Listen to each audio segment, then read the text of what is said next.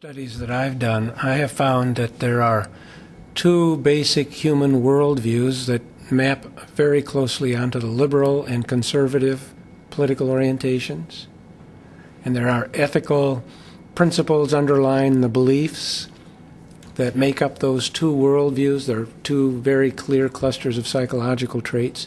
One, for example, is on religion.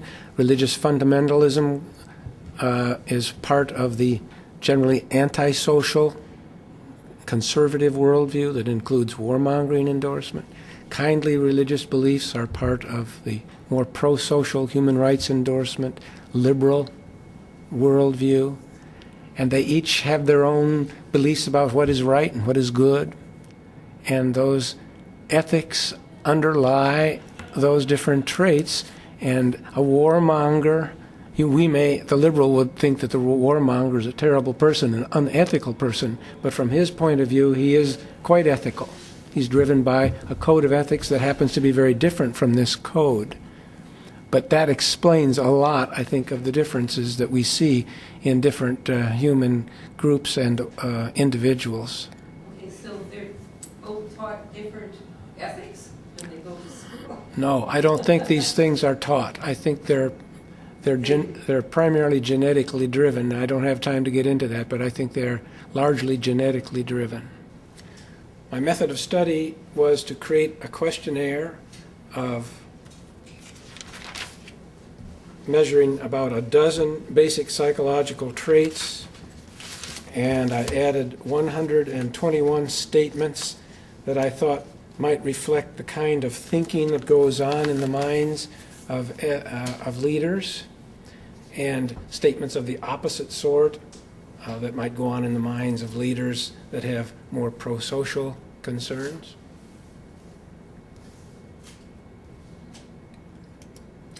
My subjects were initially 28 Christian university students and their professor.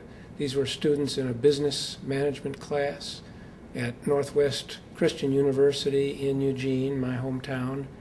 And then subsequently I got 87 community college students to complete the questionnaire. The questionnaire is loaded on my website so that anybody with access to the internet in the world can complete this questionnaire. If you'd like to participate or have your students participate in the study, you're welcome to do that. I like to replicate my studies.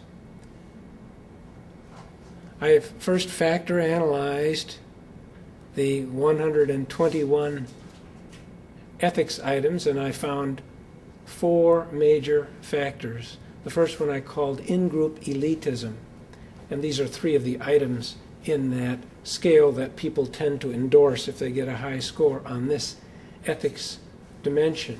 Corporate executives are more deserving of government favors, such as bailouts and tax deductions, than are citizens who claim physical or mental disabilities. It is natural for a person to want to be a member of a social elite. Government should serve my group primarily. And you can see some of the political kinds of issues reflected in those items that we read about in discussions and debates in the newspaper and in the media. The second factor was what I call a common good concern factor, perhaps related to Linda's concern about a global cohesion or identifying with a stronger social community. We should have strong regulations of banks to guard against misbehavior by bank executives. I support government programs promoting health care and public education for all citizens. And this item is reverse scored. I like to think of our nation as the best in the world. People that get a high score on this dimension are not concerned about their nation being the best in the world. The third factor was what I call messianic nationalism. Items that are included in this scale, if you get a high score on it, you tend to agree with these statements. I sometimes feel a divine inspiration to lead. Religion should play the most important role in civic affairs. We have political discussions about what is the role in politics, or should church and state be kept separate. I love and am devoted to my country. Our nation is God's chosen one. Our nation's religion is better than all other religions. Those items tend to hang together in that factor. The last of the 4 ethics factors was what I call guarded self-protection. The first item is reverse scored. Our nation spends too much money on military activities. People that get a high score tend to disagree with that statement. I feel more responsible to my own conscience than to the needs of other people. We must protect our homes and our possessions. Our citizens should have personal weapons in their homes to protect themselves and their possessions. My opinions were respected in my childhood family. That item is reverse scored. So these are people who did not feel that their personal opinions were respected in their childhood families. But they are very concerned about protecting themselves and their interests.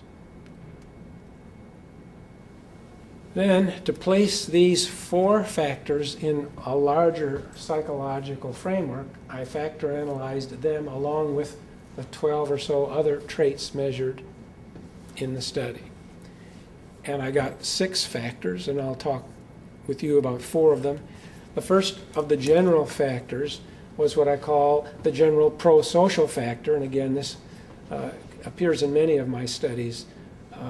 And this factor has heavy loadings on the common good concern ethic that we talked about a moment ago, a liberal political orientation, human rights endorsement, environmentalism, positive foreign policy endorsement, and negative loadings on endorsing warmongering, violence proneness, and religious fundamentalism.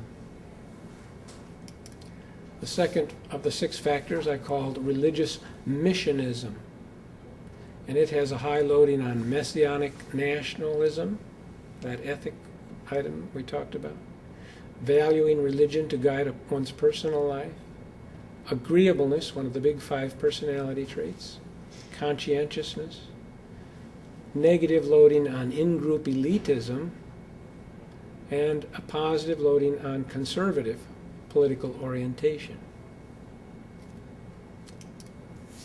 A third factor I called the confident warrior factor.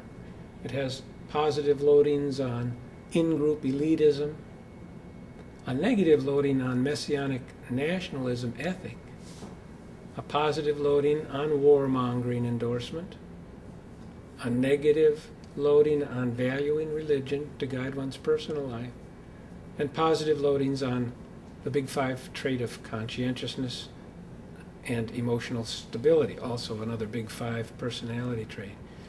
So those, if you get a high score on this factor, you're the kind of person who endorses war and is conscientious about it, is emotionally stable, not crazy, likes to think of oneself as a member of an in-group, elite in-group of some sort, is not very interested in religion. So that's the kind of person you'd want if you had to fight a war. They'd be good warriors, persons with high scores on that factor. And then one of the other factors I call the belligerent anarchist factor. High loadings on guarded self-protection ethic, the messianic nationalism ethic, the common good concern ethic, warmongering endorsement, authoritarianism, and a low score on the big 5 trait of openness. And incidentally, research by others has measured and estimated that G.W. Bush had the lowest openness of all U.S. presidents. Conclusions. Ethics can be measured as psychological traits or dimensions. I think that's one thing demonstrated by this study. Clusters of ethical and other traits appear to mirror behaviors of various pro-social and antisocial citizen groups. The elements in these clusters help explain the mental processes of persons in such groups. And what are the implications of all of this? Well, the Northwest Christian University has a business card that their faculty members have, and it makes it very clear in some of their mission statements that they want to teach people to be ethical leaders. This study raises some interesting questions. Which ethical orientations should they and other colleges and universities teach and promote, if any? Messianic nationalism? Common good concern? How can measures of ethical systems or orientations be used? On the broader question, to select candidates for Catholic priesthood, should we measure the ethical orientations of candidates for the priesthood to try to avoid hiring or training people that tend to be abusers, sexual abusers?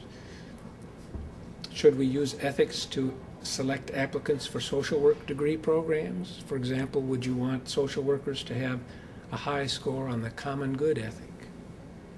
Should we screen out candidates for top financial institution executive positions to protect the country from collapse of those big financial institutions like we saw a couple of years ago? Should we use measures of ethics to screen candidates for political office? In colleges and universities, we have implicit ethical principles. We expect students not to plagiarize or rape fellow students or commit crimes. At the University of Oregon, we have football players that repeatedly get into trouble legally and get kicked off the team. It's sort of an epidemic of misbehavior. We expect students not to cheat on papers and exams or to buy term papers. Who should decide what ethical principles we model or expect our students to follow? To follow up on this, you can contact me, bill@politicalpsychologyresearch.com. The whole thing written out is what you have to put in. This paper is on my website, as I mentioned. The questionnaire is as well. I'd love to replicate this study, and I've got some other even more interesting studies that I'd like to replicate.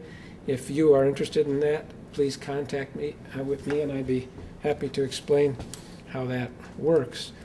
There's a psychologist in Israel who's been doing research on that, and he thinks there are a dozen universal ethics. His name is Schwartz. But from my studies, I don't think there are universal ethics. I think there are these two very distinct clusters. You can be a mix of those two clusters, but these two have evolved in the human species to serve different species functions. Again, I don't have time to give you the whole detail, but I'm encouraged by the fact that the pro-social cluster is much larger. The number of people that endorse these pro-social traits outnumbers the antisocial cluster 10 to 13 to 1. And the reason that we don't see them more prominently in politics is because they're much harder to organize politically than this group. This group all tends to think alike. They love authoritarian leadership. This group does not. But the key to happiness for all of us, I think, and solving our problems is it will be politically empowering this pro-social group, making them much more effective politically, and then they'll make all the right decisions to solve all the problems that we face and that are critically important.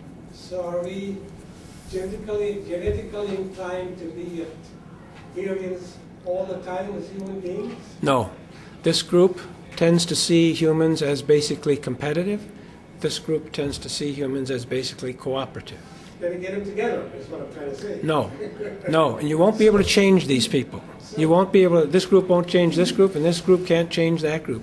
This group has to get control of politics and manage and supervise this group carefully, just like you can't change the nature of a pit bull dog, but you can manage him to keep him in line.